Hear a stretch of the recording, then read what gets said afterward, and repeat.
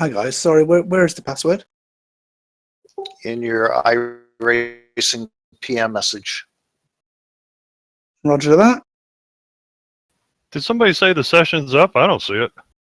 Yeah, it's there. Mount Panorama. I've just put password in chat for you. Yeah, just do a refresh there. It's hosted by Jean-Philippe. Thanks, Got it. Clyde.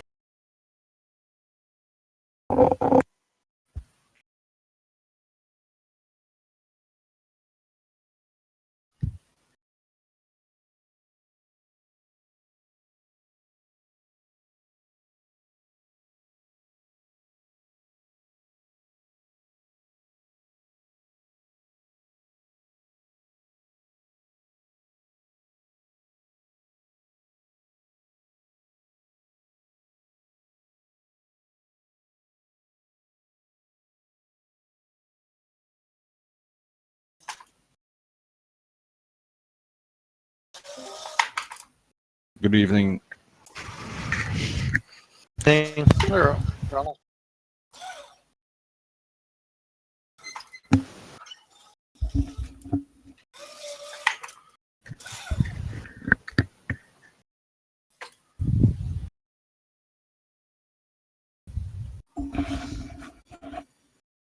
So to start out, I want to talk a little bit about some of my thoughts around setups and how I approach things. So I've been racing the V8 now for 3 years off and on. The first year more off than on because I just couldn't wrap my head around it.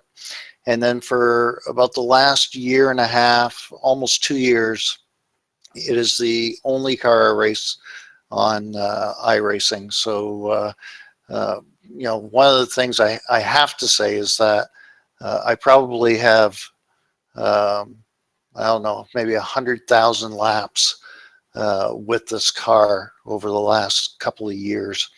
And that helps me to really try and understand what the car is doing. And it does take a lot of time to learn what this car does. So it's a big bulky car. It has a locked rear end. So a lot of race cars have an open diff or a limited slip differential.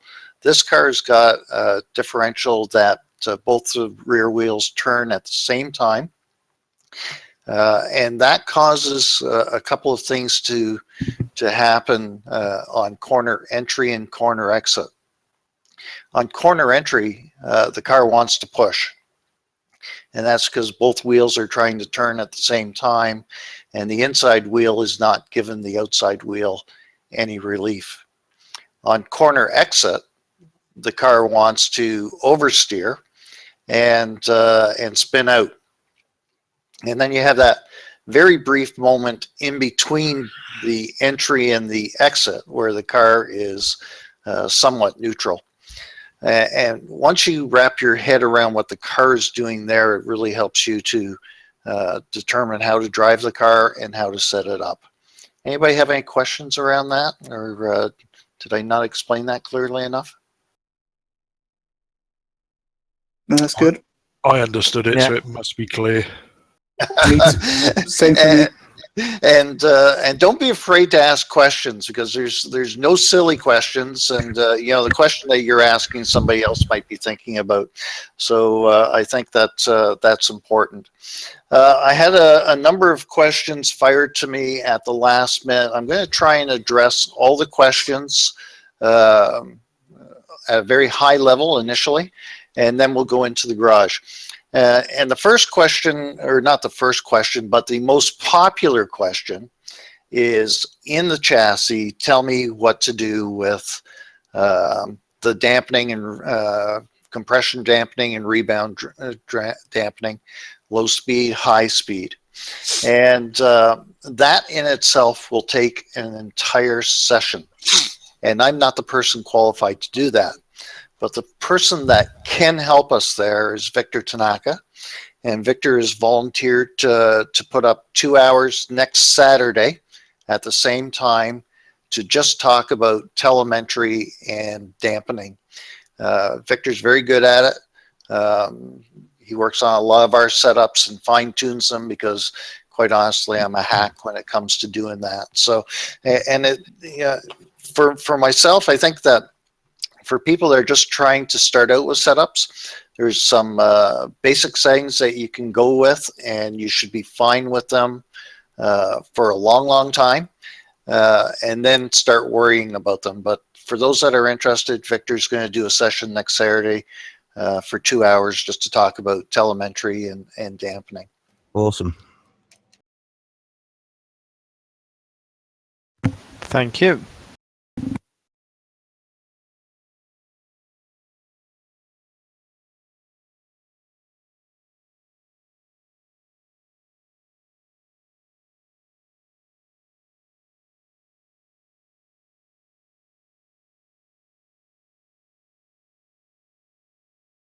Have I gone deaf or has it gone scarily quiet? Yeah. Oh, no, sorry.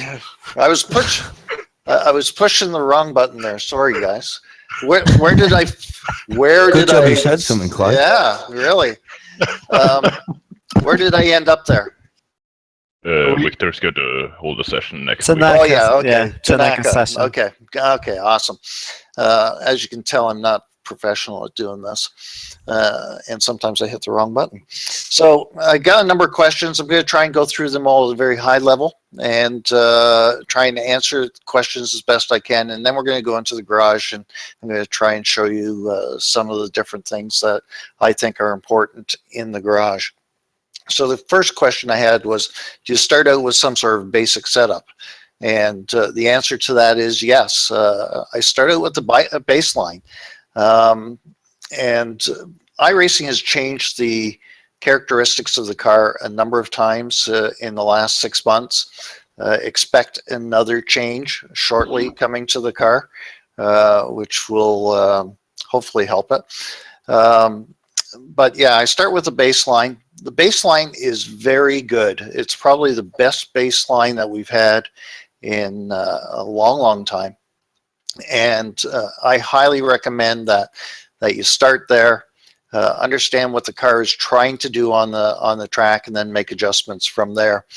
I also look at what is the track temperature.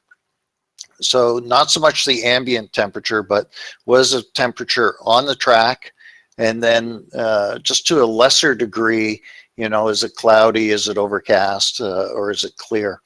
When it's overcast, the car is going to have probably the most amount of grip. When it's clear and 106 degrees or 110 degrees Fahrenheit on the track, it's going to be very, very slippery. The other thing I look at is what track are we at? So tracks have characteristics. Not all pavement is the same. We know when we drive at Sebring, we're on concrete, which reacts much differently than pavement does. If you think of tracks that are slippery, Coda, Circuit of the Americas is a very slippery track.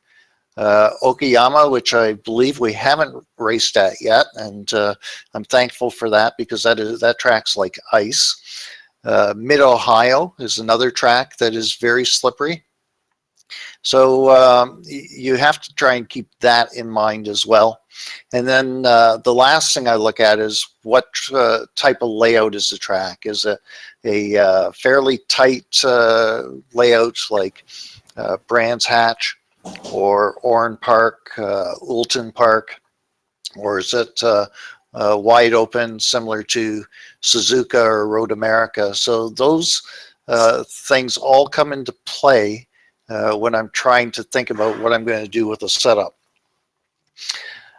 What major adjustments do I start with? I think basically what I do is I take a look at the temperature, and we've got a fairly big range on tire pressures that we can start with. We can start as low as 15.5 pounds and go up as high as 26, I believe it is. 20. Oh, actually, we can go way higher, 35. I've never gone over 26 in my life, so I don't know that we'll ever approach those tire pressures. But to start with, I'll do a couple of laps around the track, probably 4 or 5 laps around the track, and take a look at what the hot tire pressures are. So if there's a difference in between right side and left side, let's say after a few laps, my left side's at 18.5 pounds PSI, and my right side is at 19 pounds PSI, I'll increase the left side by a half a pound. So I'll go to 22.5 and have the right at 22, for example. Everybody follow that? Yep. Apart Yes. from the ones who work in kilopascals, yeah. I'm sorry. I can do it in kilopascals as well, I suppose, although I don't understand the metric stuff so well. It's okay.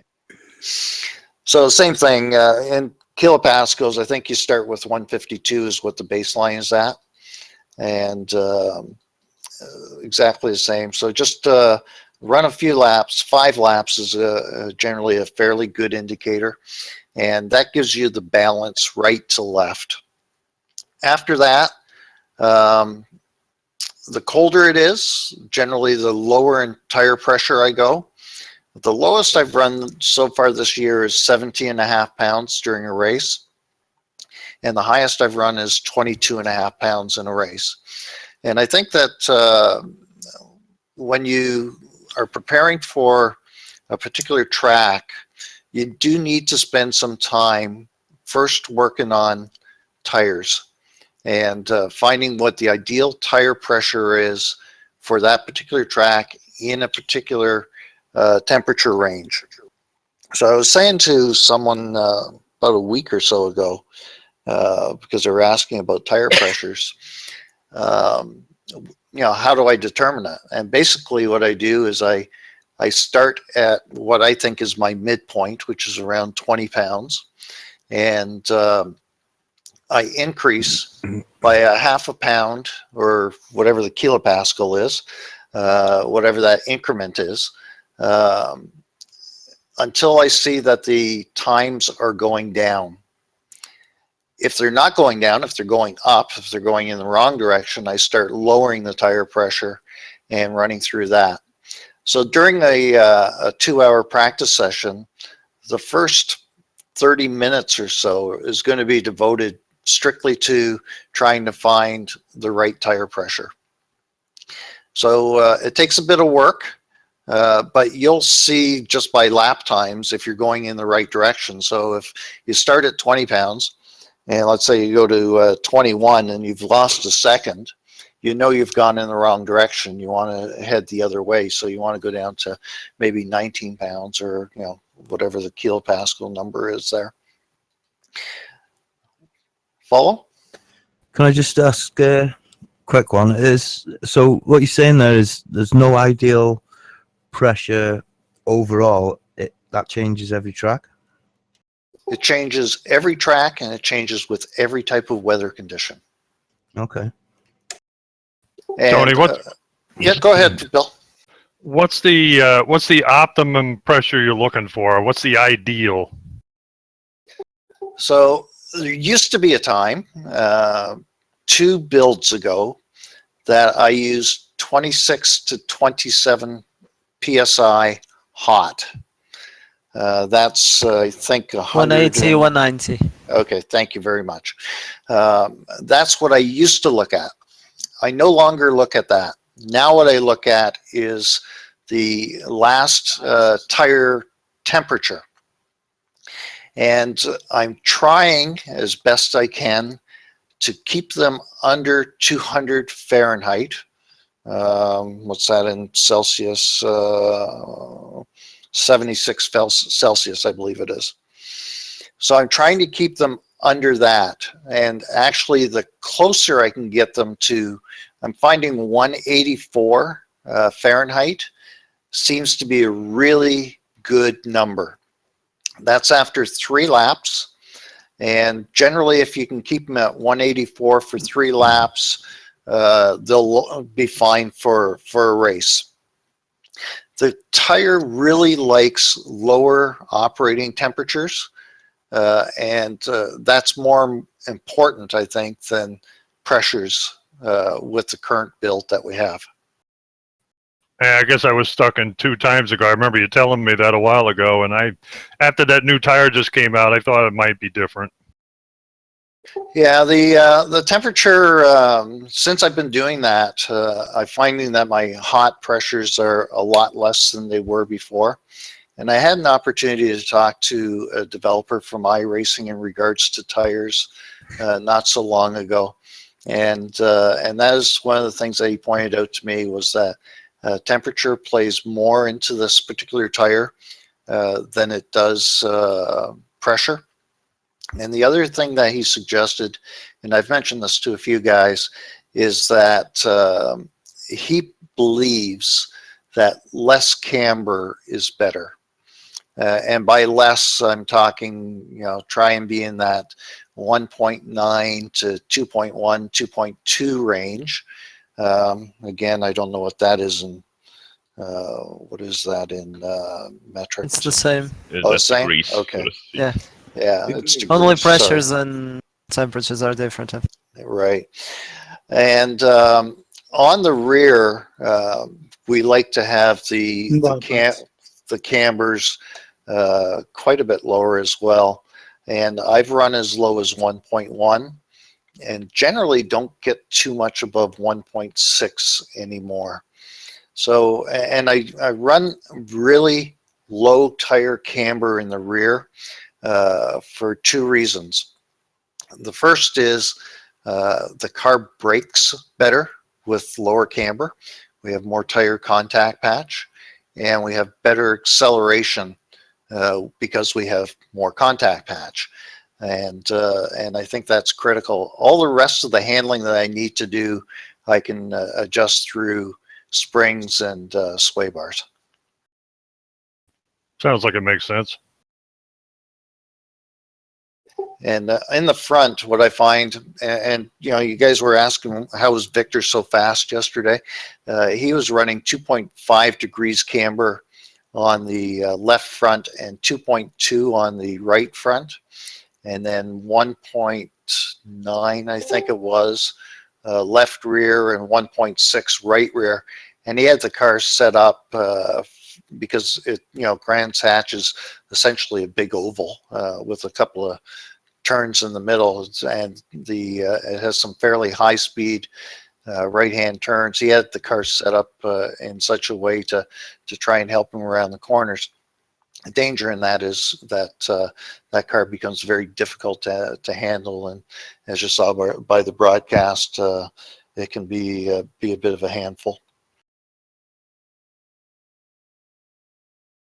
I'll just add in here that the 185F is about 85 Celsius. For those of you running that. And I really would recommend trying to work setups around that, or tire pressures around that. So when I go and do the preparation for a race meet, I'll go into test mode, and I'll set the weather. And generally, I'll probably do 3 or 4 sessions. One at 75 degrees track temperature, one at 85, one at 95, and one at 105. And then try and find out what the best setup is for each one of those temperatures, so that when I go into an official race or I go to a league race, I've got something to grab right away.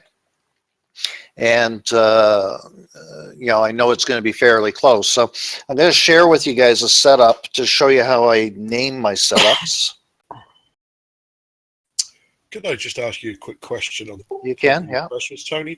That 180 degrees Fahrenheit after 3 laps, are you adjusting that purely with your tire pressures, or do you do something else to the car to help get the tire pressures down, temperatures down? Basically, it's just by tire pressures. Okay. Now you will see that when you stiffen up or change camber, it will change the temperature as well. So you have to be mindful of that as you go along. But generally, when you've got a tire pressure that's dialed in fairly close, it's not going to change a whole lot. Excellent. So I'm going to share a setup with everyone.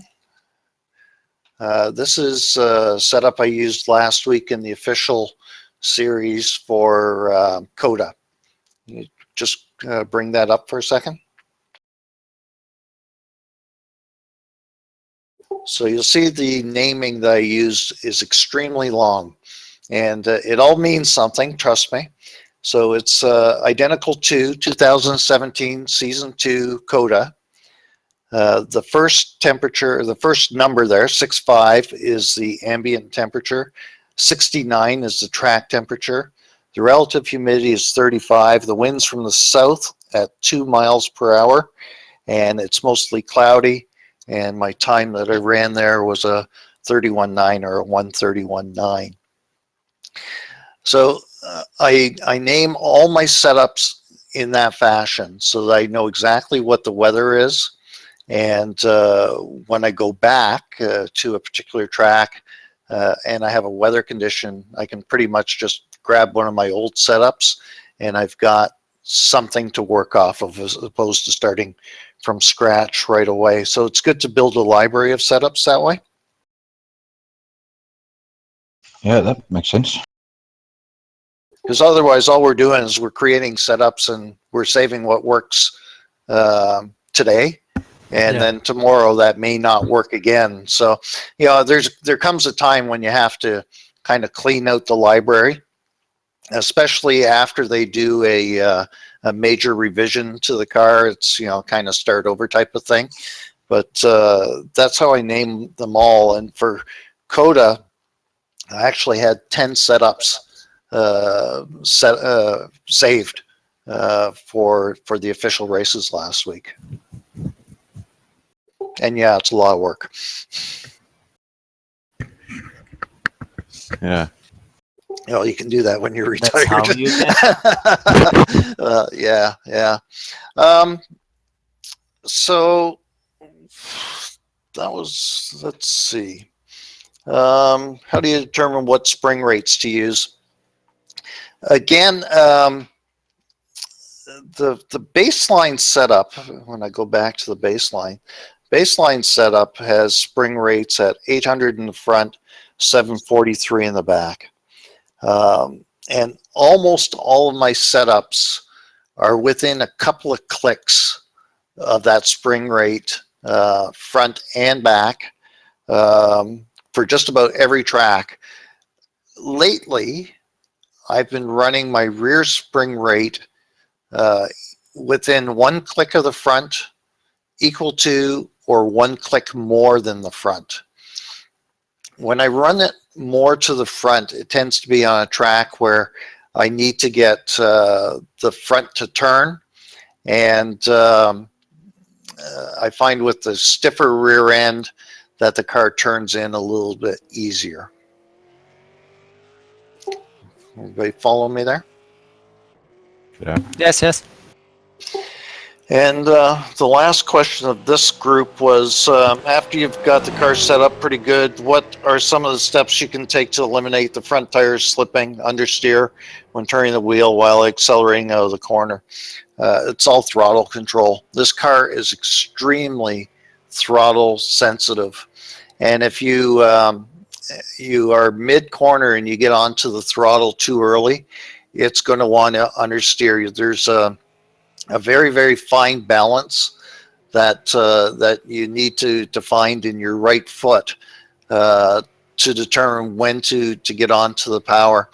And I don't know if you may have noticed in the past, if you can really gradually feed throttle in, you can find a lot of time with this car. It's very hard to tell when there's wheel spin, but there are certain places on certain tracks that 3/4 throttle is much faster than full throttle is, and it's just I think repetition and feel more than anything else. I've noticed that quite a bit on your lap guides, Tony. I noticed you do like just a couple of mil off the top of the throttle bar. you spend quite a lot of time in that throttle rather than full throttle. Yeah, and that, especially mid corner. If you watch my videos, and I left foot brake, guys. I don't right foot brake, and I don't use the clutch. Someone else asked me if I heel toe. I just blip the throttle momentarily, and that does make a big difference, because you will see times when I'm applying both brake and throttle at the same time to try and balance the car as much as possible.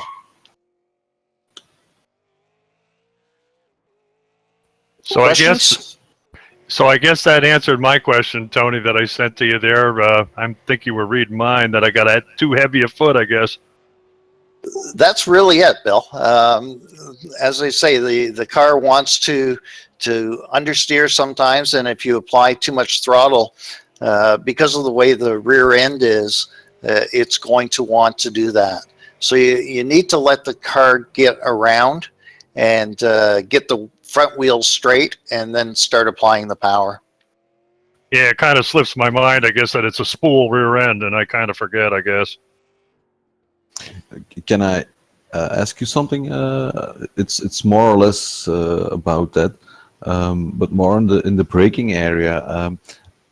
I'm not sure if it's correct, but I noticed that the best time to turn in is when you get your foot off the brake. Then it seems like it sticks more than you brake into the corner. Or is that not correct? No, it's absolutely correct, Ronald. I find that the car turns in best as soon as your foot is off the brake. Mm-hmm. I trail brake a lot. It's a bad habit that I have. But I find more and more, the sooner I can get my foot off the brake pedal, the better traction we have in the corner. Yeah. That's something I noticed, and I need to learn that as well. Yeah. Yeah, and I'm going to talk about braking in a little bit, because in the garage I want to show you guys a couple of things that you can do in a setup to help with your braking. I'm going to go back to a couple of the other questions.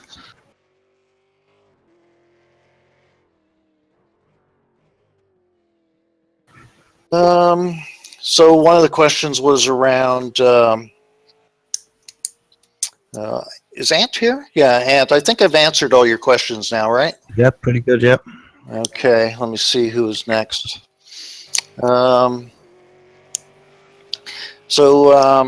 I don't know who Trinta E2 is. It's but me, just like okay, so Sorry. no, it's fine. You were asking about a video that you'd seen and said that the ride height should be at 115 millimeter front and 125 yeah, rear. about about a year ago. The video is a year old, I think. Yeah, it's probably. I think Sam Sutton did that video. Yeah, 21 radar, right? Yeah. So Yeah, that's him. yeah, so Sam has some really good advice there, and that advice was relevant at that time. Still relevant today, actually. If you take a look at the baseline that iRacing provides, the front ride height's at 111, the rear's at 132. So it's very close. I tend to run the front ride height at 4.4 inches or 111 millimeters at almost every track. I'm gonna say 90% of the tracks, the front ride height will be at that number. And I don't even mess with it. The reason that it's that high is because most of the tracks that we run at have either very large curbs, and I need the ride height so that the splitter doesn't hit the curb and upset the car, or that we have variations in elevation. So whether it's Laguna Seca, Brands Hatch, where we've got a couple of areas where we've got some severe downhill areas, I want the ride height at the front to be so that the front doesn't bottom out. At a place like Monza or Road America, you can lower the front a fair amount, and come up with a fairly decent setup. The rear, I tend to run lower though. So the recommended ride height is, I think 125 was what they had. And I'm running more around 5 inches or about 127. So that's close, I guess, to what Sam had before. Yeah. And that gives you enough that when you top the car up with fuel, it's still going to be legal, front and rear. Any questions around that? Yeah, I got a question about that. So my setup for the feature race the other day was all the corners were flashing sort of on the border of being too low. What happens? I went out with a short stop and then I pitted. Obviously, it doesn't go illegal while you're in the pits in a race. What's the score with that? It doesn't go illegal while you're in the pits or while you're in the race. It won't allow you to enter the track with an illegal ride height, but you can have it become illegal during the course of the race because the tank empties. So probably what happens is that your ride height ends up being too high at the end of the race. Is that what you observed? Yeah, well, it wasn't really.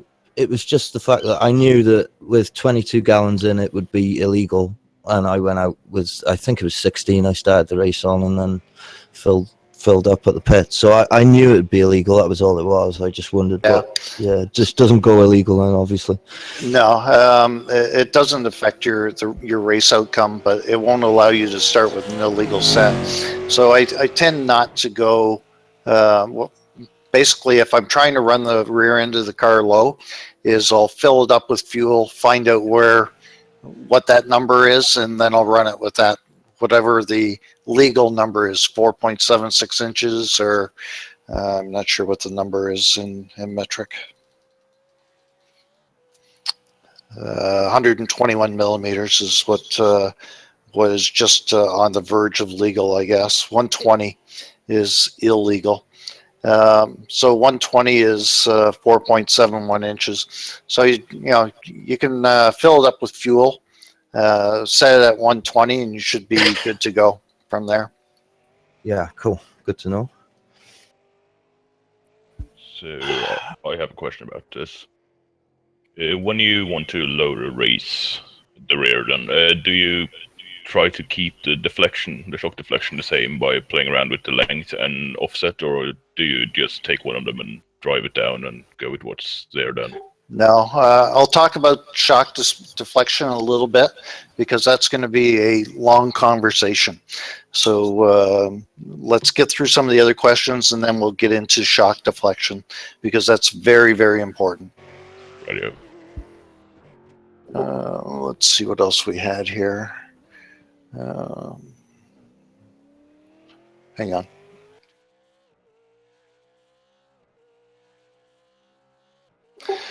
So another question around tire pressures and track temperatures. I think we've covered that. Clyde asked me a question earlier about what setup changes do I make between our feature race and our sprint race. And really all I'm looking at is was the track temperature, the difference in track temperature, and then making a tire pressure adjustment on it. If the track is a lot hotter, like track temperature is a lot hotter, what I may do is lower my front spring rate 1 click and then readjust the ride height and leave everything else the same other than tire pressure, modifying the tire pressure for the weather. So that's basically the only change I make between the two sessions. So generally with our feature race being cooler than the sprint race, you're more likely to put your front spring rate up for the cooler track, or would you For the cooler track, I might just leave it the same, or Right. I might decrease the rear one click on the spring rate. The rear springs have smaller increments that change than the front rates. So I tend to make the adjustment with the rear when it's colder. Okay. Yeah, when it's hotter, what I do is I decrease the spring rate in the front to try and get a little bit more turn in, because the car tends to slide a little bit when it's hot.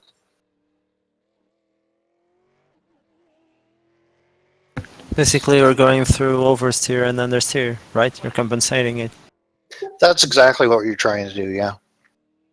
When you make that spring change, you don't touch the shocks. You just literally do a spring change. That's correct. I rarely change my shocks, rarely. And I guess part of that is because I haven't taken the time to learn telemetry enough or Motec enough to understand it.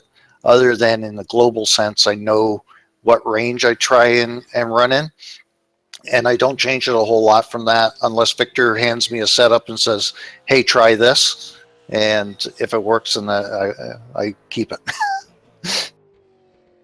So Tony, you're saying as it gets hotter, if it's a lot hotter, you go down a click in the front. Is that correct? That's correct. If it gets really hot, I tend to soften up the car completely. Like if it was really, really drastic, then I would soften the entire car up front and rear. But the first thing I would always try is, one click on the front springs. Okay, so a major adjustment would be the front, and a little finer tuning would be adjusting the back. Is that correct? That's correct, because the back, I think the increments are a lot smaller in the back than they are in the front. Got it. Thank you.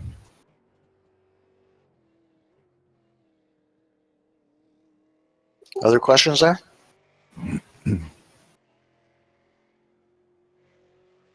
What if you didn't Okay. know the car?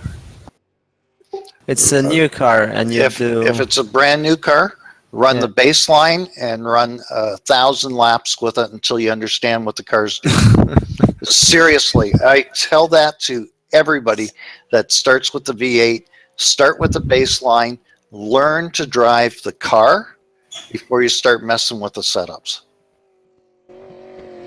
Yeah, that showed actually that when JP did his session the other day, he told us all to load the baseline up and go out. And I couldn't believe how good the baseline was handling. I thought that baseline setup was terrible.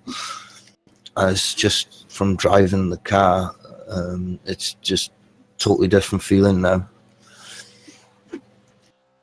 So I'm not sure if I followed there. You said the baseline is terrible?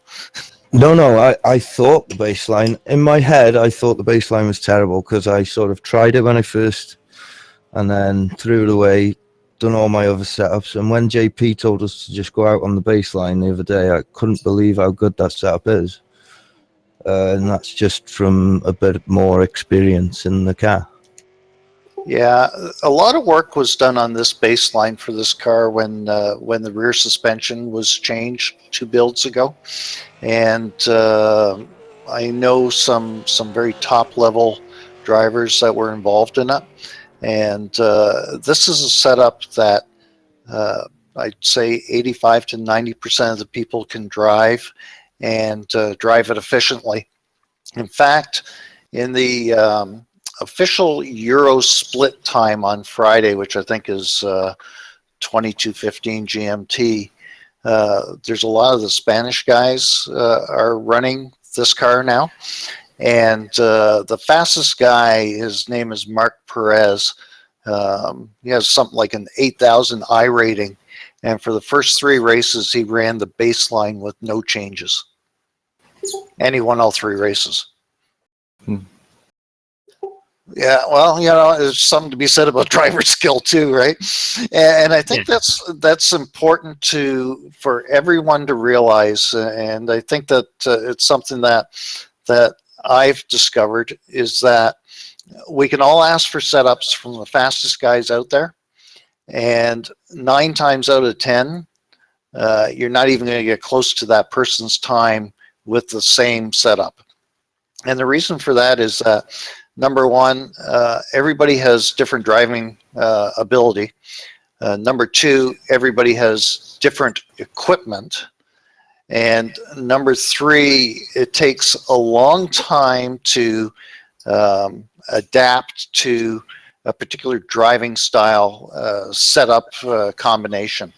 So, you know, I've had setups from Madison Down and from Bo Cubis and Sam Sutton that I can't drive.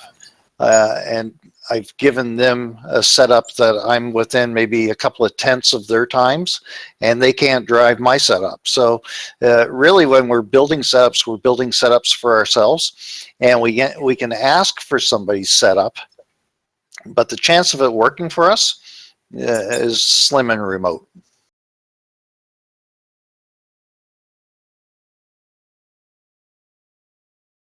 Okay, let's see. Question in regards to wheels and pedals, and is that a restricting factor?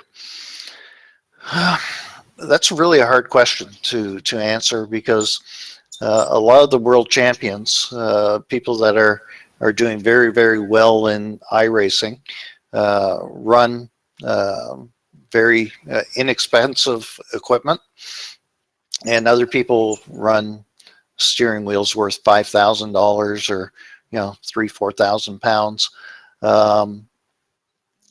I'd say that there is a little bit of an advantage when it comes to pedal sets and really good load cell or hydraulic pressure braking sets. When it comes to steering wheel, I have a direct drive wheel. I know some of the top Australians are running like a G25 or a G27 wheel or a Thrustmaster wheel. So I think you adapt to what you have, but definitely a good pedal set makes a huge difference. The thing, I'm running a G27, and the thing I miss the most actually is because even with a real car, I have driven some race cars on track as well, and I always wanted to have a hard brake pedal, so you really need to push and you can feel the feedback in the pedal as well. And that's the thing I really miss with the G27. It's like a void sometimes. So I guess that if you have a load cell and those things, that you can have a more realistic feel in your foot actually. Absolutely. And a load cell, I think, is invaluable when it comes to braking. So there are a number of different pedal sets out there with load cells or modifications that you can get for pedals to add load cells to them, and it's probably the best money you'll spend. Yeah, I'd agree with that. Just to back up what Tony's saying, Ray Afala, who's one of the top oval drivers, used to run a lot of sessions with him because he gave me a lot of help when I was running ovals. I don't know if he still is, but up to 12 months ago, he was still running with a DFGT wheel, although he did have modified Fanatec Elite pedals. So exactly what Tony was saying, the pedals are more important than the steering wheel. Yeah, absolutely. And I've run, I started with a G25 and I had those pedals for when I was first starting out in iRacing for about 6 months. And I upgraded from that to a set of CSTs, Canon Technologies pedals. They're not available anymore. In fact, the guy took off with about $100,000 of members' money selling pedals that he never made. But the ones they did make were really, really good. And if you can ever pick up a set of them somewhere for a few $100s, it's a really wise investment. They're indestructible, really, and they're very good. After that, I got a set of HE Ultimates, and I don't think I'll ever have to buy another set of pedals after this. They're worth their weight in gold as far as pedal response and feel.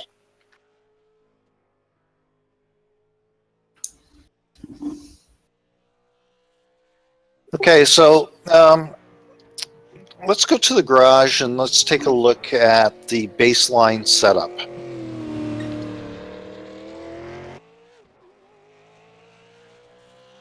And just click on chassis.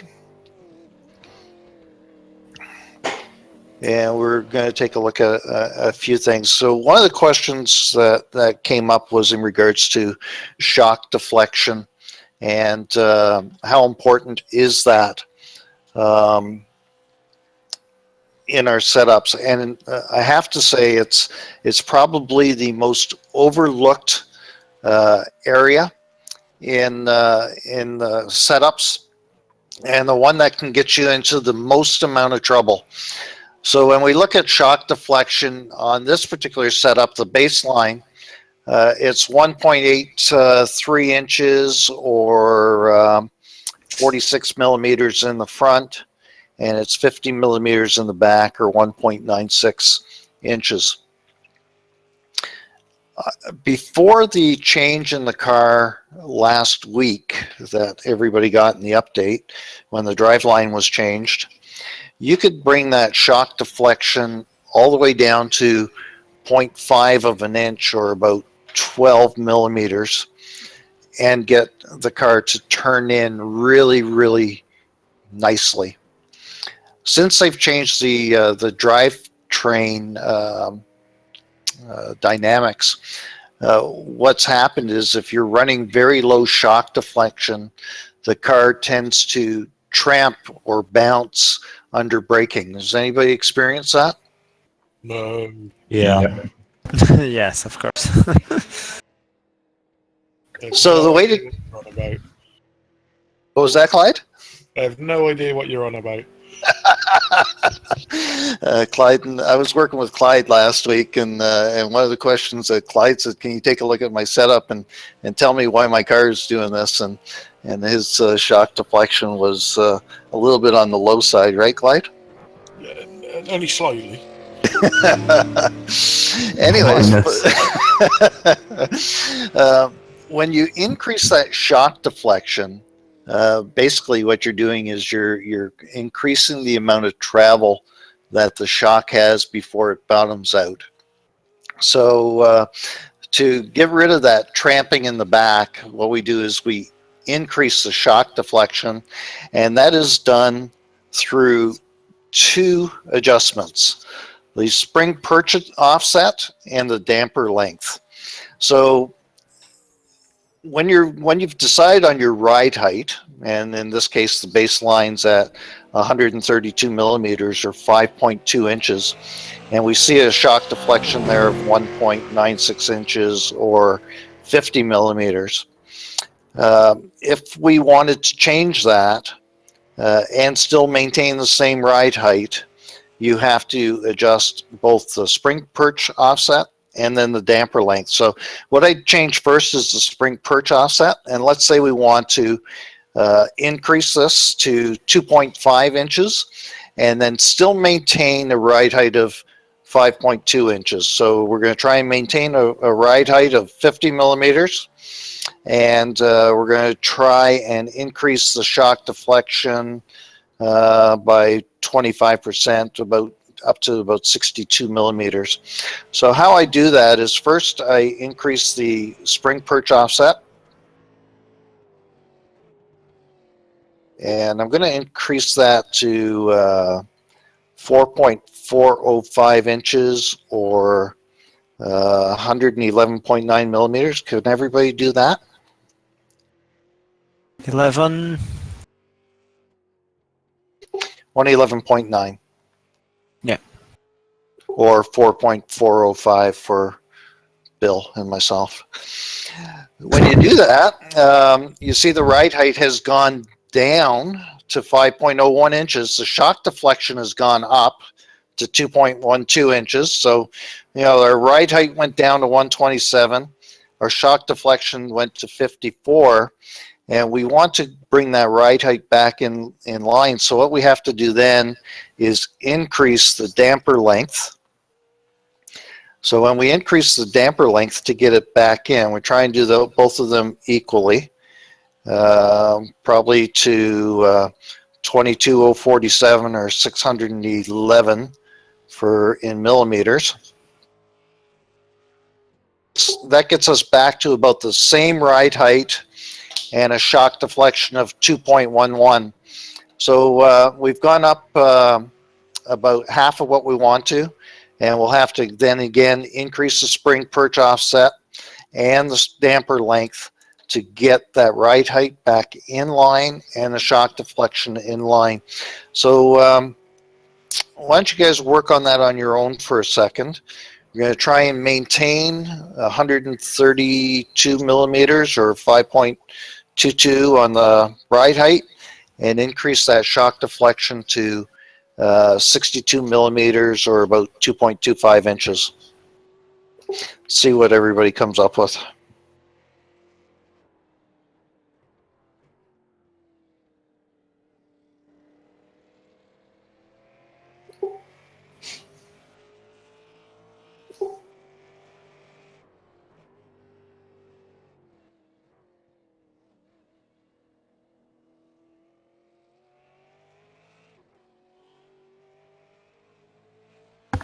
Done. Okay, so what did you get? 620 on 620 millimeters on damper length and 9.8 on spring perch offset.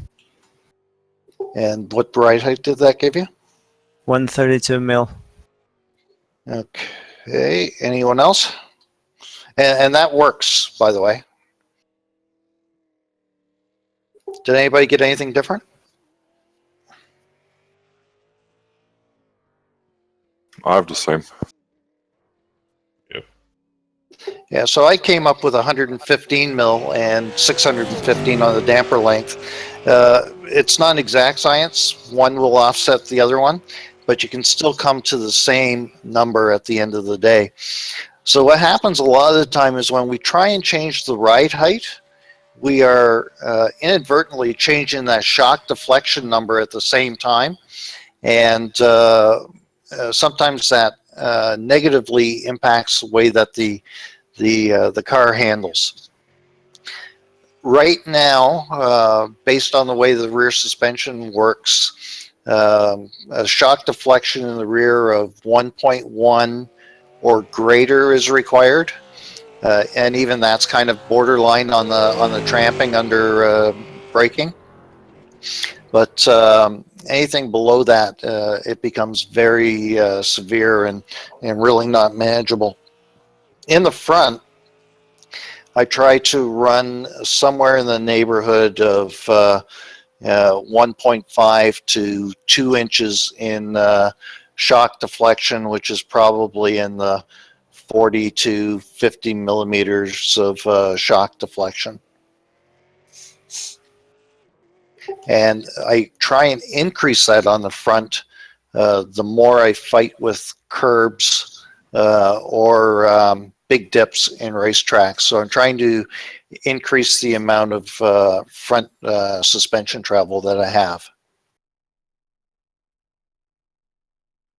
Do you have a target for the rears, Tony, or do you just try and run it above 1.1? I try and have it as low as I can because it does help the turn in. But I try and manage that with how's the rear end behaving. So it tends to be in that 1.1, 1.2, 1.3 inch area, or whatever that is in metric. Yeah. So somewhere in that neighborhood as well. Is it worth keep dropping it until you get the tramping and then go back to back a click on your previous setting? Do you want it as close to that tramping as possible without getting the tramping? To be honest, Clyde, I've only had a week of playing with it, as we all have, a week and a half now. So it's a little early to tell, and my sources tell me that iRacing is going to revert that change this week, so we can go back to running low deflection setups if we wish. But it's certainly something to keep in mind that if you're experiencing that, that's one of the areas that you want to look at. Okay. Tony, what exactly is shock deflection? Is that's not the travel of the shock, is it? It's not, and quite frankly, I don't know all the physics of it. But what it does talk about is really the amount of travel that we have. So that's in the rear. There's really 5.51 inches of play that you've got, and they're trying to keep that number in the. They're recommending 1.5 inches, or probably about 40 millimeters. My understanding of shock deflection from what we use it with is it limits the amount of travel. So you've got your full 5.51 if you set it, but the one, whatever you set it to, is going to limit the amount of travel. Yeah, the way the suspension is set up in this car right now, it's set up with a mainspring and a tender spring. And I understand that it's going to change in the near future to just a longer rear spring with no tenders anymore. And that should eliminate some of the shock deflection issues that we've had. So is this kind of like a truck arm rear end in this thing? Is that what it is? Yeah, I think it is a bit, Bill. Okay, thanks. So the other thing that I pay a lot of attention to on setup, ARB preload. You want that number to be as close to 0 as possible. So you make all your suspension adjustments, make your tire adjustment, and then see what that ARB preload is, and then just use the arrow key to get as close to 0 as possible, and don't have it go to a negative number. So if it ends up at 0.1 negative or 0.3 positive, I always stay on the positive side, and that's my personal preference. And I think that if we keep that as a rule, I keep that as a rule for myself. I always understand what the rest of my changes are doing. So I don't like putting preload into the sway bars. It can cause the car to snap oversteer or to understeer significantly. So I try and keep that number as neutral as I possibly can. And I'm sure there are people that are smarter than me that can manipulate that, but I haven't figured out how to do it yet. And whenever you do make a height adjustment or a camber adjustment, you'll see that ARB preload change. And you can adjust the one on the top, and it may change the one on the bottom. You may have to go back and forth 2 or 3 times adjusting them so that they settle down. It's also wise to click done, go into the garage, and then bring it back into the garage to make sure that that change actually took. Because sometimes when the car's in the garage, the changes don't reflect the reality once there's weight on the car. Well, Tony, let me go back to the ride height versus shock deflection. I changed on the back to 620, and I reached. Well, while changing those two settings, I stopped at the 132 mil ride height, right? Then on the front, when I try to do the same, I really can't maintain the 111 mil so that I can get a shock deflection of 42. Did you follow? So you're suggesting on the front you weren't able to make that change. You want to stay at the front at 111 or 112? Yeah, something like that. And you wanted to increase the shock deflection from 50 to what, 60 or 70? You were saying that shock deflection on the front should be 42. Am I right? Yeah, that's what I normally run at. Oh, okay. So hang on a second. Let me just try and make that adjustment myself.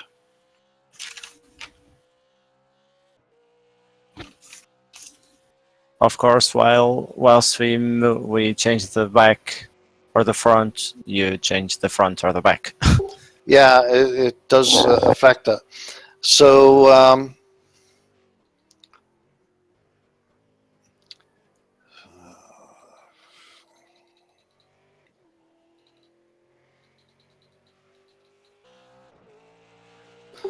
so what shock deflection did you want to get down to? 40?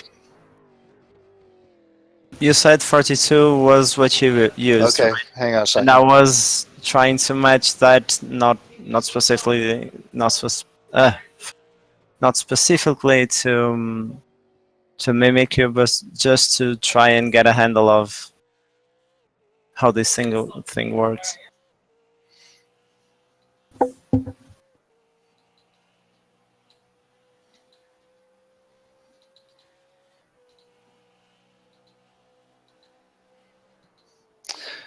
Yeah, so hang on. So I got to 42 millimeter deflection with 112 front ride height by using a damper length of 592 and a spring perch offset of 78.4. Yeah, okay. And as I say, it's combinations of the two that will create either both the ride height number and the shock deflection number. And if you experiment with it enough, you'll find that there's actually a glitch in the rear suspension that there comes a point when you're adjusting the spring perch offset that instead of being a small incremental increase like a tenth of an inch or a couple of millimeters, that actually jumps 1 full inch. And that's just a glitch that is there, but it's nothing that I've been able to exploit. Okay. And the developers are aware of it, and they're going to try and get rid of it. So the last thing that I look at when I'm doing my setups is caster. You see the baseline is at 16.9, and I tend to run my caster significantly higher than that. The more caster you have in the car, the more steering effort there is, and you'll feel that especially in a force feedback wheel. I like it that way. That's a personal preference for me. But also, the more caster that's in the car, the sharper it turns in low-speed corners. Conversely, it tends to understeer a little bit in high-speed corners. So there's a bit of a balancing act there. But in my personal setups, I tend to be in the high 17 range, 17.7 to 18.0 on caster.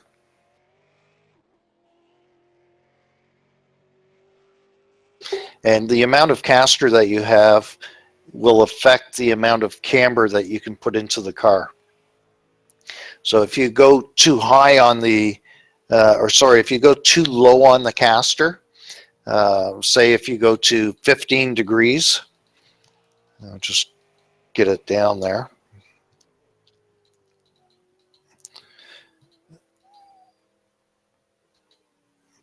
If you go down to 15 degrees of caster, you'll see that the front camber automatically changes to negative 2.5 degrees, and it won't let you go under 2.3 on an adjustment. Do you guys see that? Well, So change the caster on the baseline to 15 degrees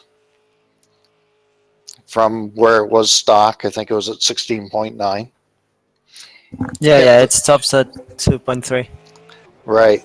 So it won't let you go any lower than that. So in order to have less camber in the car, you have to start increasing the caster.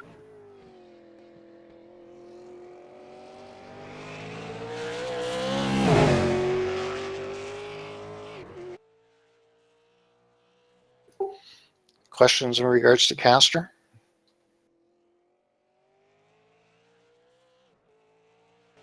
And caster is the amount of angle that the wheel is pointed forward, whereas camber is how much of the tire angled out or inwards at the top of the tire to create an inverted V on the tire, so it's on an angle.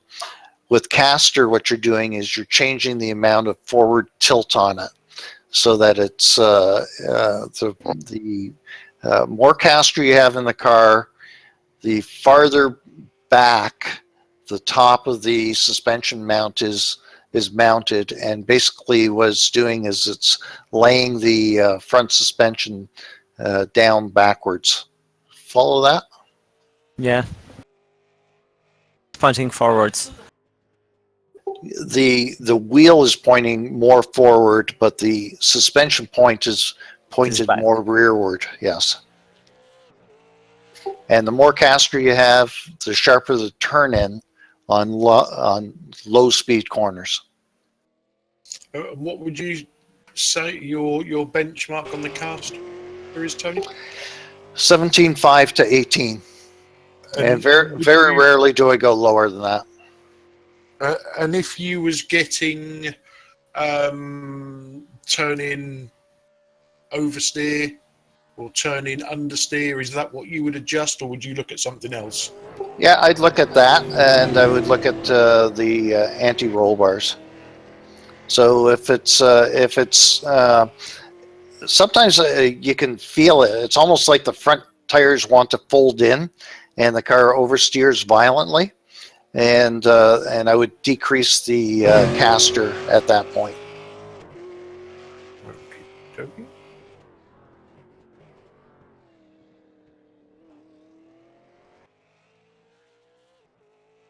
Sorry for the questions. I'm just making loads of notes. No, the more questions, the better. Everybody learns from that.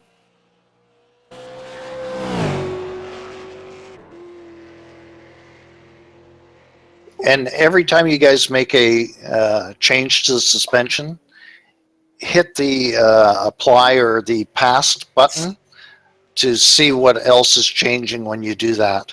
Because if you change the caster, the camber is automatically going to change.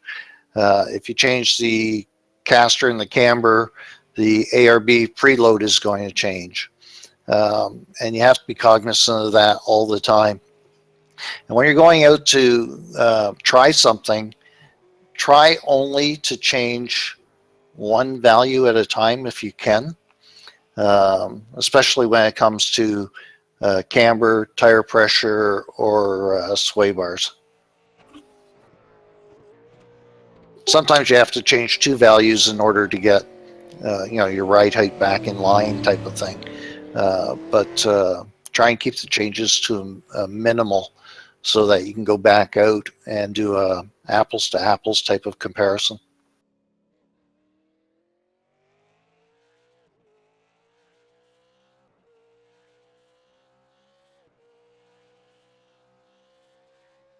And then I guess the last thing I want to chat about before we throw it completely open, two things.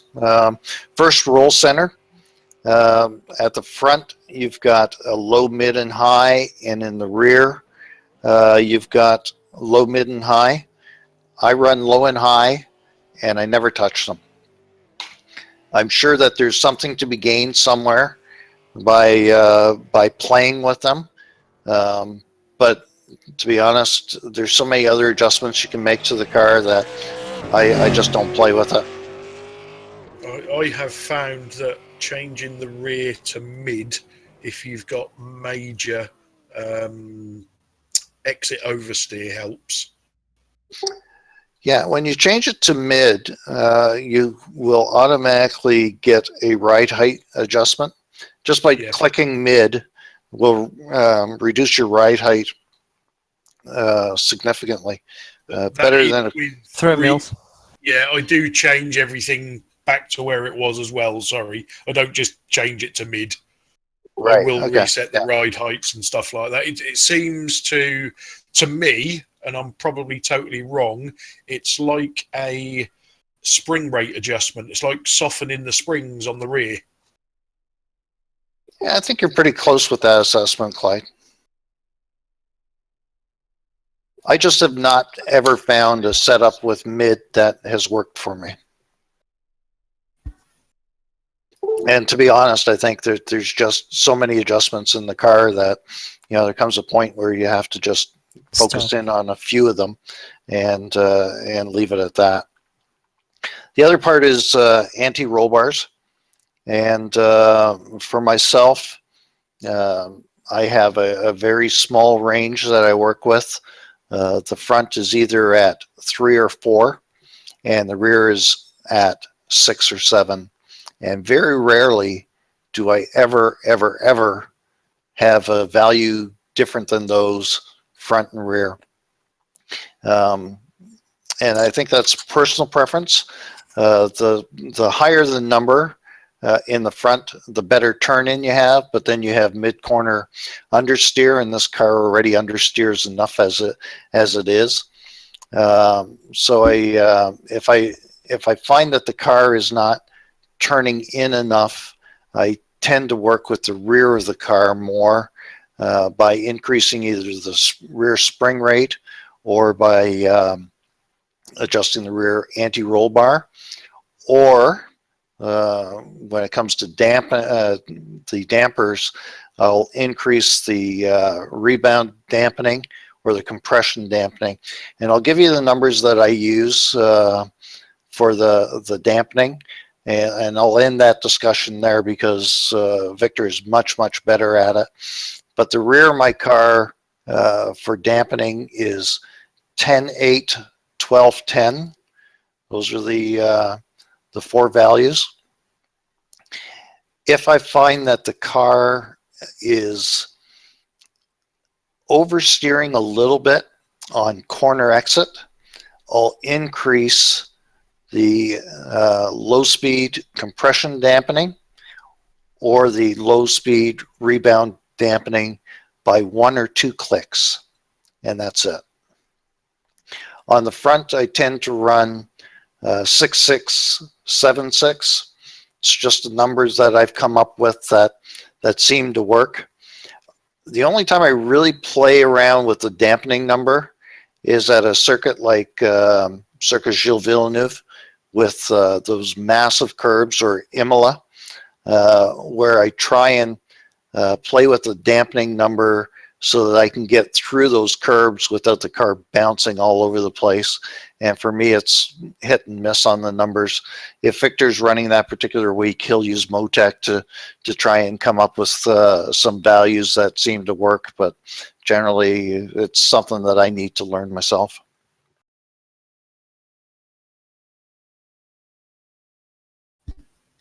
And as I said, those numbers will work 90% of the time. So I just tend to focus on other areas to make adjustments. Okay, Tony, on the front or on the rear, you gave me 10-8 and 12-10. Which is rebound and which is whatever the other thing is? So 10-8 is your low speed and high speed compression dampening. And then 12-10 is your low speed and high speed rebound dampening. And the difference between the low speed and the high speed, the simplest way to put it is low speed is I have 1 bump, high speed is I have 5 bumps in succession. So think about a rumble strip, a rumble strip that is very agitated. And if you're suffering a lot of hop on that, you want to adjust your high speed, either compression or rebound number. Okie dokie. So low speed would be a single hit. So if you hit a curb, that's the number that you're going to want to adjust, the low speed number. Interesting, because from what I've read, always people would approach low speeds as you change low speeds when your inputs give you oversteer or understeer. Yeah, a lot of people, there's a chart somewhere that says if your car is doing this, change this in regards to the dampeners. But our dampeners, I think, are a little different than real life dampeners, and we work with what we got. Yeah. In this case, it's essentially keep the tire on the ground more, correct? That's right, yeah. So if you come off a curb and the car lands and it bounces, you can pretty sure you can be pretty sure that the rebound numbers are too high, because what it's doing is it's causing the car to bounce back up too quickly. So the higher the number, in other words, the more the shock responds quicker, and the lower it gets, it's a little easier or something. Is that the right phrase? Lower is softer, harder, higher is harder. Gotcha. More pressure, low pressure.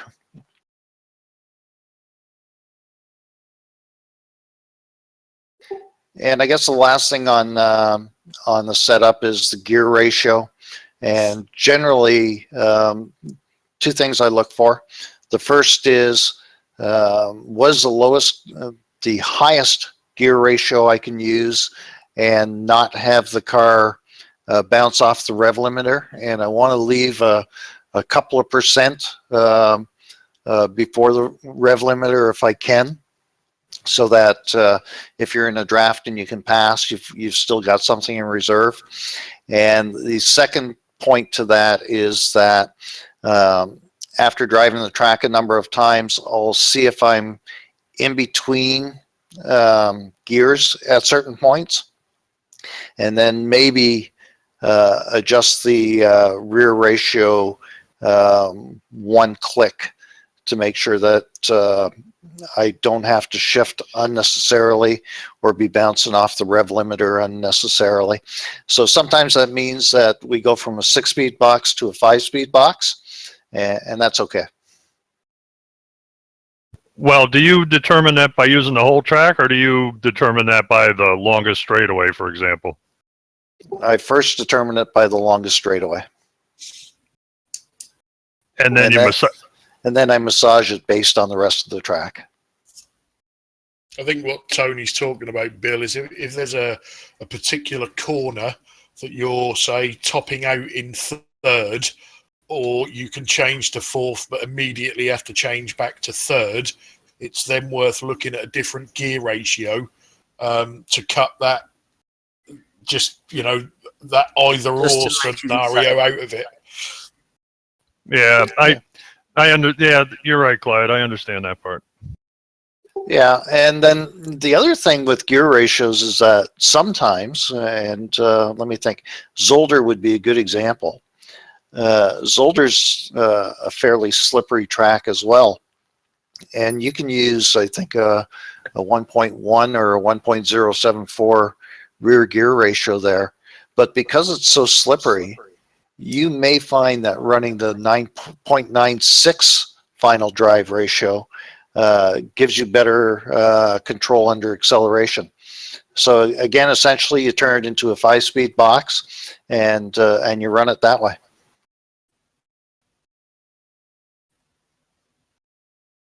Speaking of gear ratios, when you're entering a corner, I notice a lot of times that, let's say it's a 4th gear corner, sometimes if you shift to third, or you're losing traction or turn in, if you shift down one gear, it grabs better. Is that because of the locked rear end? Say that again, Bill. In other words, if you're turning into a corner, let's say you enter it and you're in fourth gear, and you turn and the car's, for example, not turning properly, and you're at a point where you can shift into third and it seems to grab better. Is that because of the rear end? Why does that do that? I honestly don't know. Sometimes, You understand what I'm saying? Yeah, I think so. Sometimes it does feel better when that happens, but I don't have an explanation for it. Okay. And speaking from experience, Bill, if you get a corner like that, practice doing it in the correct gear. As Tony was saying earlier, we had a little session the other night, and the first corner and the last corner at Brands, I was supposed to be doing in fourth, and there was absolutely no way I could get the car to turn. I had to drop down to third, and I was losing a lot of time. So I concentrated more on the entry to the corner and just leaving the gearbox alone, and eventually got it. And it was just so much better. So we just raced at Brands, and the last corner at Brands, how many people were going to third gear? Me. Sometimes. Me as well. I tried to stay in fourth as much as I could, but sometimes I went down to third as well. I always went to third. Yeah, It helped me rotate the car. Going down a gear does help you rotate the car. You're absolutely correct, but it hurts you so much on exit speed. Yeah. And the trick there on that particular corner is to get all your braking done between that 150-yard marker, the 100-yard marker, and the 50-yard marker. Get off the brakes, get it to fourth gear, turn in, and as soon as you're just at the curb at the top of the rise there, is to start rolling back in the throttle. And that's what Clyde and I were working on the other night. Third gear in that particular corner does get you turned in, but you'll lose 2/10 on the straight. Okay. I found coming in fourth gear there would have a tendency to push. And the only way I could get it to work, for me anyway, is to kind of get out of the gas, get on the brakes a little bit sooner. That's the only way it would ever work that way.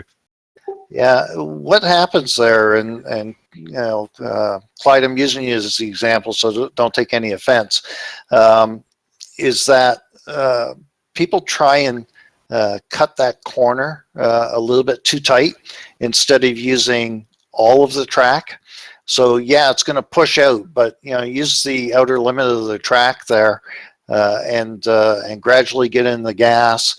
And as soon as you try and take it in tight, the car wants to loop.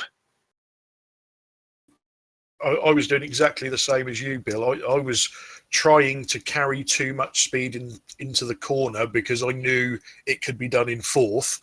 The front of the car was then pushing, so I was dropping into third to get it to turn. And then as soon as I was back on the gas, the back end of the car wanted to turn, and I was making sort of unforced pit stops. But when I got the corner entry right, I could stay in fourth gear, and then I didn't quite get the exit right at all. I knew the theory behind it, but I couldn't get the practice. But because I was in fourth instead of third, the rear end of the car was a lot more stable, so I was gaining that time back down the straight. Yeah, and I think one of the things that we have to realize there, that particular corner, it's on a rise. It goes downhill and to the right, and it's also cambered to the right. So if you poke the nose in a little bit too tight and then turn, the rear end is getting light coming over that crest. And if you apply too much throttle, because it's so light, it wants to loop and enter pit lane on its own. Yeah, the thing I did was, because sometimes I had to go to third as well because I was coming too fast into the car, and then I dropped the gear to make it turn. But then I just short shifted to fourth gear again as fast as I could, because if you go full throttle in third, then it's it's into the pit lane. Yeah, and you know, I've had a terrible habit of charging corners for a long time. And just recently, I switched over to an Oculus Rift, so I see the track a little differently now, and I'm seeing different approaches to the corners than I've seen previously.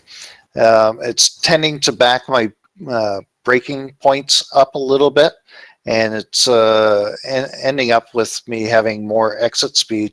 And exit speed on the corners is critical. You know, if you think of a track like Road Atlanta, Road America, with such long straights, the last corner going uphill, if you nail that, that's worth probably 2 or 3 tenths on that particular straightaway. At the end of that straight, you've got a very fast right-hander that you should take in third gear. A lot of people tend to go to second gear in that corner.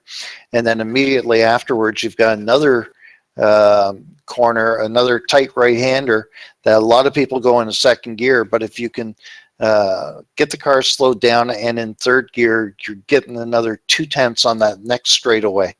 So corner exit is much more important than corner entry. If you want to know just how bad you are, do the gear change game like I do. I'm really bad at learning tracks, so I've got pictures of all the tracks. And before Tony puts his video up, I'll go out and do 10 laps. And I write down what gears I'm in each corner. And then I watch Tony's laps that he does for us.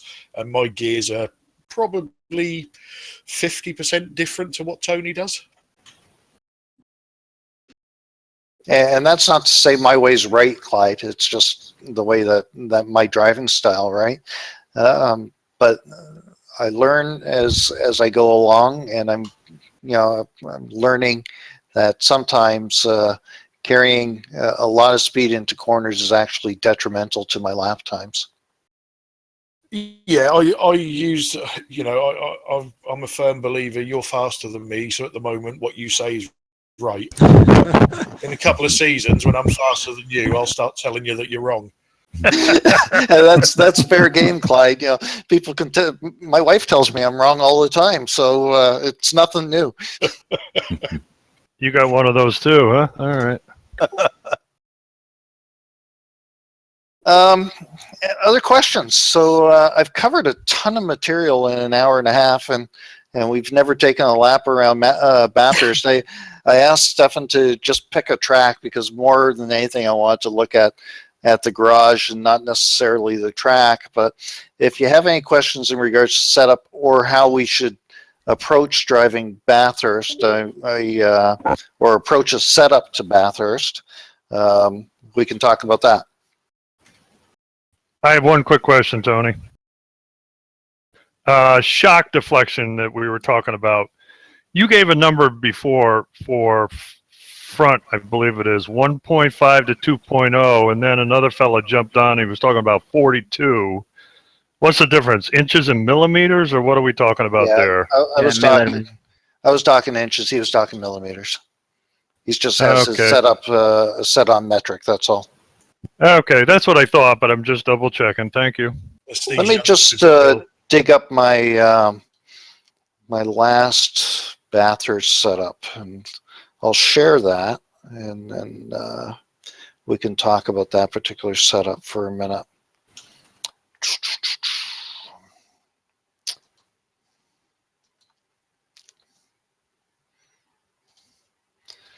Okay, I've shared that with everyone.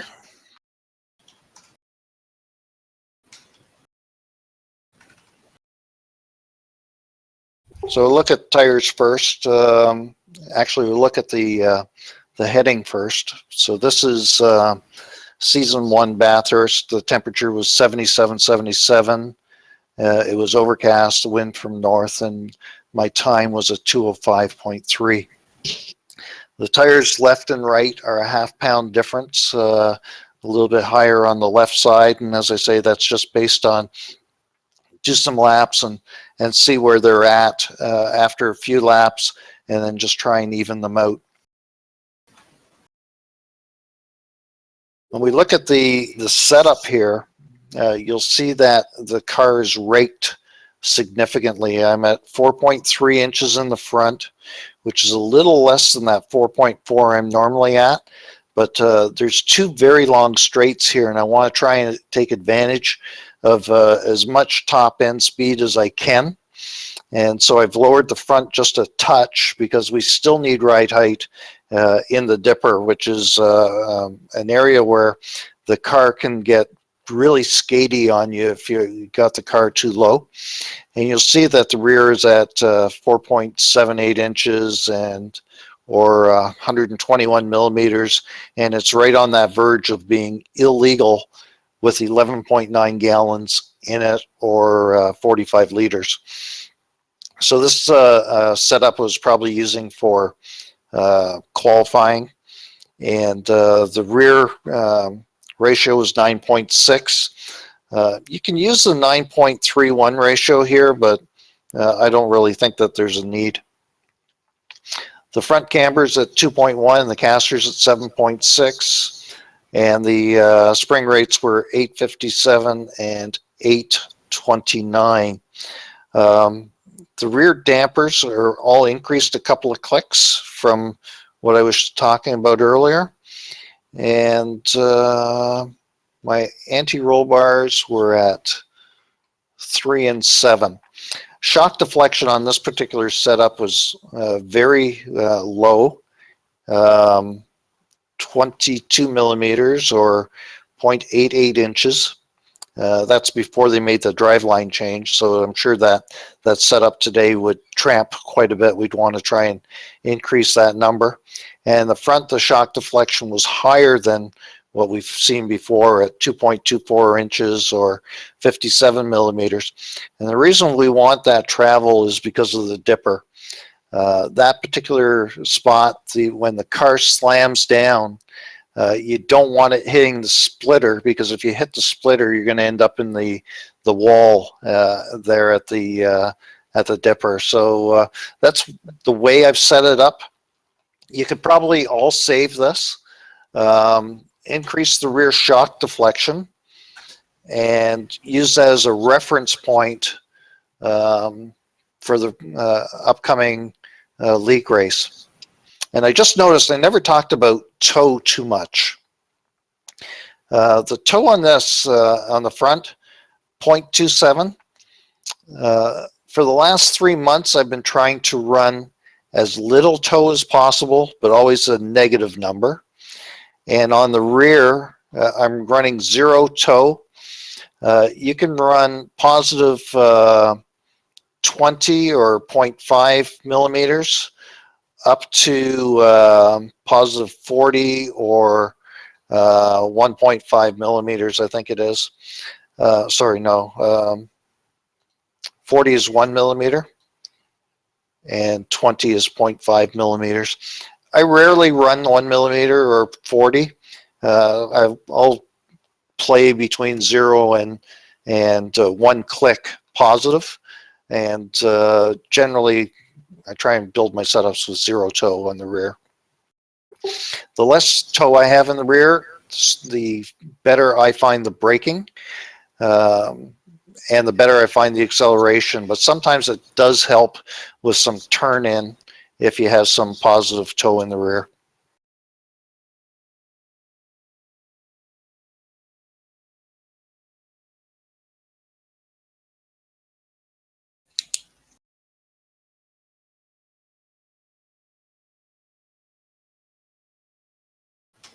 So one of the questions that somebody's probably got is, okay, so that's with 11 gallons of gas in the car. If I put 22 gallons of gas in the car, or 70 liters, is it? I don't know what's I know that one. 84. 84. 84. Yeah, so if I put 84 liters of fuel in it, or 22 gallons, the ride height's going to be too low, obviously. I'm just going to increase that to whatever's legal for the race and run it that way, and then adjust the anti-roll bar preloads to get them as close to 0 again as possible.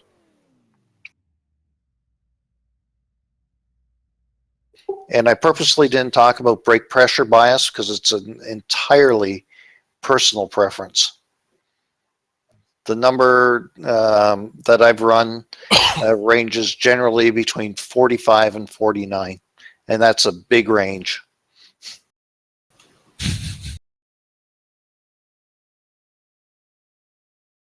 Do you generally run more brake bias, or I should say less brake bias on tighter courses so it'll help turn? Yes, because the more forward, the higher the number on the brake bias, the more the fronts are braking. And on the very tight courses, you want to try and free up the front as much as possible.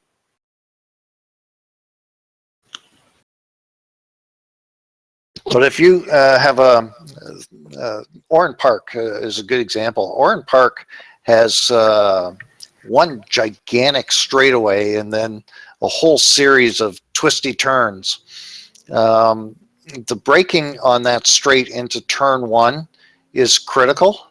And I'll just try and adjust that brake bias so that the rear end doesn't lock up on me and the car wants to swap in. So I'll try and find what is the best spot there. But generally, I'll run like 45 or 46 at Oran Park.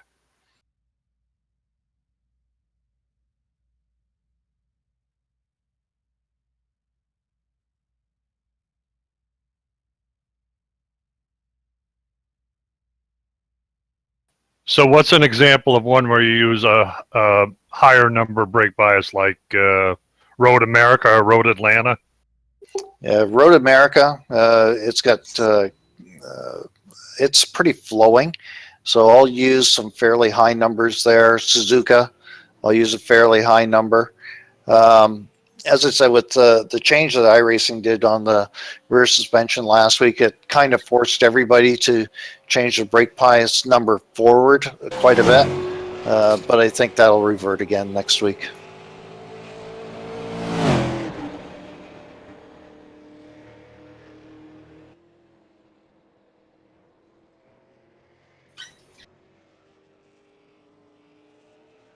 So we have about 20 minutes left, guys. Questions? Or are you more confused now than when you started? Yeah, that's it. This is probably the burning question and very, very difficult to answer. But for instance, exit oversteer. What would be the first thing that you look at? What would make the most radical change to that? I'd look at a couple of things. The first thing is my rear anti-sway bar or anti-roll bar. I'd see, I would take it down one notch and see if that helps and doesn't kill your turn in where you need it. And the second thing I would look at there is your, your rear shock dampening. And if you have too much oversteer, I tend to look at the low speed compression dampening and increase that number. So I might go as high as 12 on that number, but generally it's around 10. Okay. Same for exit understeer? Would that just be a reverse of what you just said or anything different? Exit understeer, with understeer, I tend to try and work on the rear more than anything else. So with understeer, if it's severe enough, I would try and soften up the front to try and create some more turn. I might, it depends on how severe it is and where it is and how often it happens, Clyde, because sometimes you really have to sacrifice one corner for the good of the rest of them. Yeah. If it, say you had it in a few corners then. Yeah, if the car is understeering like on 30 or 40% of the track, then you have to take a look at and see how can I dial some of that out. So it could be that the front's too stiff. So I would maybe change my spring rate in front. Or I could have not enough rear bar in it. So increase the rear bar. It's a balancing act, right? Yeah, definitely, yeah. And I'm just I might have too much camber in it as well. Is quite frankly, the tires do not react well to high camber numbers, and they wear on the inside so badly on the front. Okay. I got one for you. How about tight turn in, and on exit you get almost like a snap oversteer? Is that more driver or is that more suspension, do you think? I would look at rear shock deflection first. I'd make snap oversteer is generally because the rear end's binding up, or that the front end is too. On this particular case, you're saying you're tight going in, which means you're almost understeering going in, and then you're getting oversteer, right? Yeah, as you come out and you get on the gas, it wants to swap ends. Yeah, I would look at rear shock deflection first there and try and increase that to try and dial that out. Okay. So another thing you guys can take a look at, and that is the rear ride height. I tend to be on the lower side, but when we ran at Zolder, I think it's Zolder, that course, I on a whim increased the rear ride height 0.2 of an inch, or about let me just see what that is in millimeters. That's about, I don't know, 10 millimeters, give or take.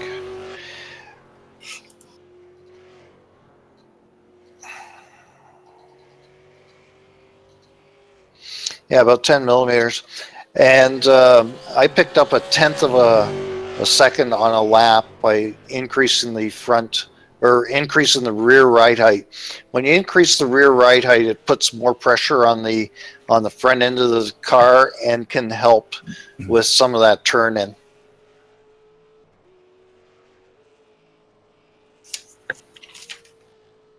So that essentially moved the weight forward, is what you're saying? Right. So when you take a look at the baseline, the nose weight on the car is 51.7%. I've run it as high as 53% by adjusting ride heights and the springs.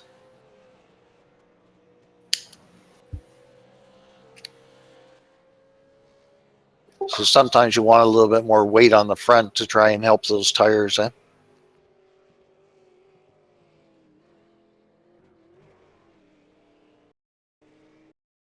Now, when you do that, let's say you increase the ride height in the back, what about affecting this? Doesn't that affect the front spring rate a little bit also? It does, but I tend not to change it afterwards. I tend to stay with where I'm at and just make adjustments around it. Okay.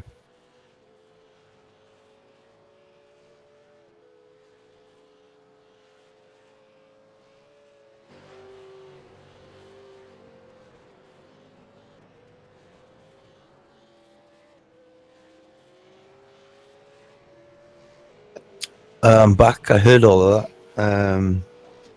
I was away from keyboard though. Just with regarding brake bias, Tony, do you change that through stint at all, or do you just leave it once you've got a good balance? To be honest, I haven't changed brake bias other than one click in any of the last dozen races. Generally, I find that the car seems to be reasonably well balanced throughout a stint, and how I build my setups, I generally start with half a load of fuel. So whatever we're allowed, I build my setup around a half a load of fuel, and that way when I fill it up or when it's empty, at least at some point during the race I have a sweet spot and it's not too far off on either end. If you build a setup with a full load of fuel, the car will gradually deteriorate throughout that entire load of fuel, and the handling of the car can be significantly different from lap 1 through lap 25, as opposed to building your setup from middle level of fuel, and starting out maybe a little looser than what you expect, to finding that sweet spot to being maybe a little tighter at the end.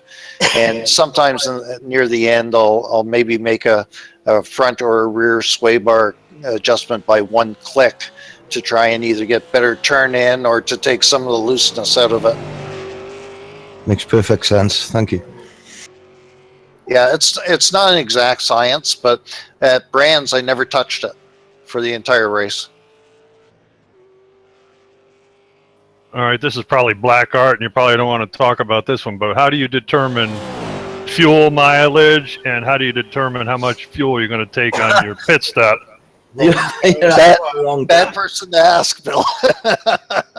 Seems I run out of fuel twice this year. I use iSpeed. We'll take your answer and add 2. Yeah, exactly. So I use iSpeed. iSpeed gives you a number of different things, and one of them is your fuel consumption. And basically, you take a 5-lap average. It gives you what your fuel consumption is. I multiply that by the number of laps that we're going to do, and set my fuel usually a little bit higher than that if we're not taking a pit stop, to be absolutely safe. And if we are taking a pit stop, I try and figure out, based on that fuel consumption, how many gallons or liters do I need for the entire race. Start with a full tank, as much as I'm allowed, and then just put in what I need at the pit stop. And how I figure out the number of laps is I look at what our times are.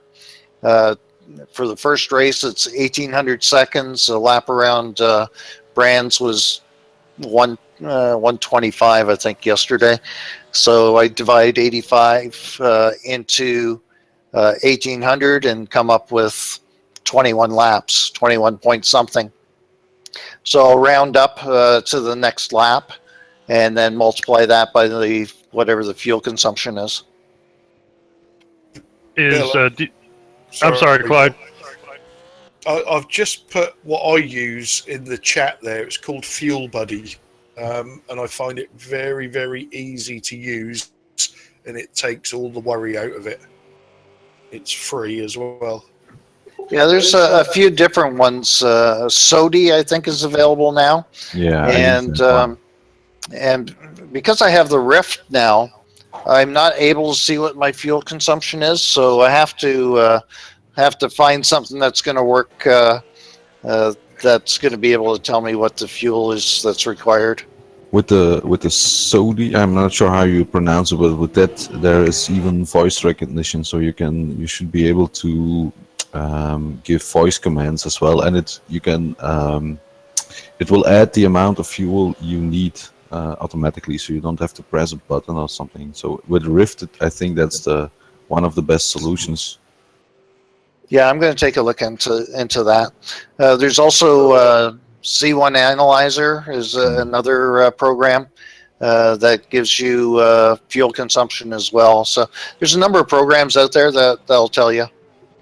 Yeah, I'm not an expert, of course, but the thing I did this weekend was in one of the practice sessions, I just took the maximum amount of fuel and just ran until the tank was empty, and then I just like Tony, I just calculated it with seconds and the liters, and because I wanted to try something different, I wanted to make a pit stop at the beginning of the race and then just get a full tank and then go to the end of the race, and it worked. I messed up my pit stop somehow, but not because of the fueling. I was missing some parts, but that's the way you can do it. Just run one full tank if you have time, and then you can calculate how much laps you can do and when you will need to refuel. Yeah, generally we only have one pit stop in most of our races now. Last week we had 2 pit stops at Spa, and what I did there was I just calculated how much fuel do I need after the first pit stop. I divided that in half and then did my stints based on that. And the question often is asked, should I always take tires? And what I'll say is, if you need 8 gallons of gas, you probably should take tires, because you can, there's no time penalty. But if you have a track that the tires are extremely slippery on the first 2 or 3 out laps, and if you don't have a lot of tire wear, sometimes it's better not to take tires. And I can't remember what race it was earlier this year. Coda. I don't know. It wasn't Coda. I think it was Road Atlanta. Did we run Road Atlanta? I think we, last season. I didn't take tires at Road Atlanta because the out laps were so horrendously slow that I actually made up 10 seconds in 2 laps by not taking tires on those 2 pit stops. Holy mackerel. Because sometimes, like when it's really cold, the tires are just brutal, right? And you're kind of just turtling around to get some heat in them. And because I'd done some long stint testing, I saw that I could go, I think, 40 laps without, before the tires really started to get worn, that I just kept on going. At what percentage do they become undrivable, actually, the tires? The worst tire wear that I've seen in a race so far is around 70%.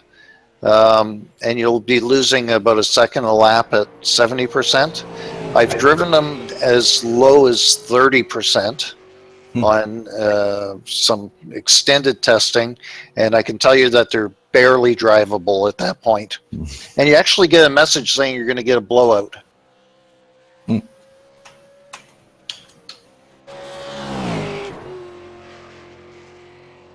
I like that comment, missing parts. Was that a kind way of saying you collided with something? Me? Or yeah.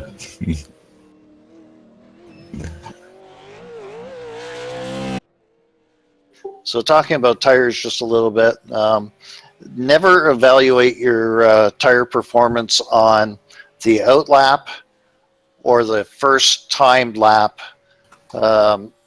The second time lap and the third time lap will give you a better indication of how the tire is performing, because the out laps, depending on temperature, can vary widely.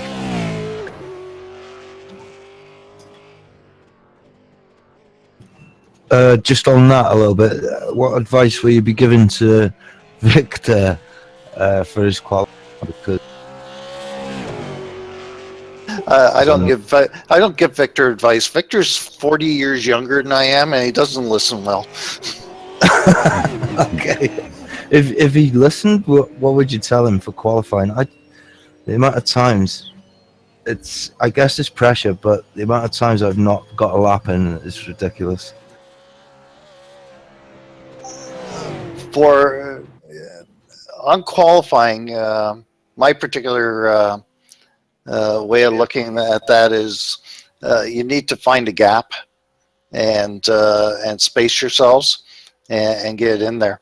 So Victor hasn't qualified a couple of times, but that's because he has a situation at home that he needs to deal with. Time issues, yeah. Well, he's got some obligations that he has to take care of, and they're not at his discretion, if you know what I mean. Yeah, I think my problem is wanting to get it so bad I just blow it off track or whatever, Well, my approach in official sessions where you're only given 2 laps to get a time in is the first lap is 90% to make sure I get a lap in, and then my second lap I go for it. And maybe that's something that you can take into the league. And when it comes to qualifying, just get a gap in between the person in front of you and whoever's behind you, if you got a couple of seconds, and run a lap on your own. Try and stay away from the traffic as much as possible. Do you do anything with setup for qualifying? Not much. No, my setup for qualifying is generally my mid-fuel setup. Okay. In fact, the car tends to handle worse on low fuel numbers. So at Brands, if you put 3 gallons of fuel in the car, or 12 liters, the car was a handful because there was no weight on the rear end for traction. Yeah, I was wondering I know weight is king, but I was wondering the benefits of cutting it close to all with the whole thing of keeping weight over where the driving wheels are. But yeah, I think if you have 8 to 10 gallons or 30, 40 liters in the car behaves better that way.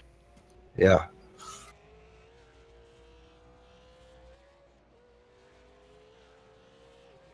So we're just about out of time, guys. But as I've said, I've got plenty of time to help out. So if if you're preparing for Bathurst and you're struggling a little bit on setup, or you want some advice, give me a shout and we'll get into a session together, and I'll take a look at what your setup looks like and watch you drive for a little bit, and maybe I can give you some advice and see if it helps. Much appreciated. Yeah, that's awesome, Tony. Thanks very much for the whole thing Yeah, today. Tony, thank you. Yeah, thanks, Tony. Yeah. Thanks. Got a And lot of JP. things. A lot of things to think about now. Well, sometimes it tends to be brain overload, right? And just try and sit down, maybe think about what we talked about. If you have any questions, please feel free to ask, and I'll try and re-explain as best as possible. And there's nothing like experience and going out and trying something and seeing what a difference it makes. And if you really want to learn about shock deflection and how it can affect the car, go to Imola or go to Circuit Gilles Villeneuve and just hammer the curbs there, make adjustments and hammer the curbs again. So in a test session, you can just drive back and do that particular section of the track over and over again, and see how it's handling.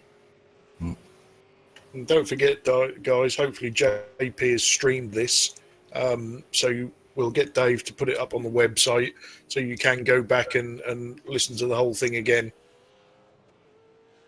And we'll set up a session next Saturday afternoon with Victor to talk about telemetry and his take on suspension or dampening changes. He is very familiar with Motec, and he can probably give you a lot of insight that I can't there. Okay, thanks, Tony, and go Leafs. Yeah, they didn't play so well last night, Bill. There's still hope for the end of the year, though. They're hanging in there pretty good. They've been up and down a couple of times, but they're doing a heck of a lot better than they have for the past few seasons. Yeah, for sure, Bill. I think I'll need some more paper for the Victor session because I've just done 7 pages of notes. Clyde, can I just mention you are at a computer? Yeah, I can write faster than I can type, mate. You haven't seen my one finger typing. Oh, I thought it was one finger driving you did. No, that's usually one side of driving.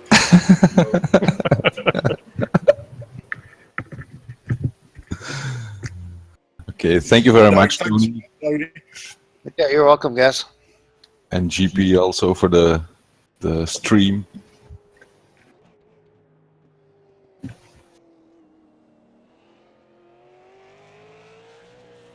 Have a good week, guys.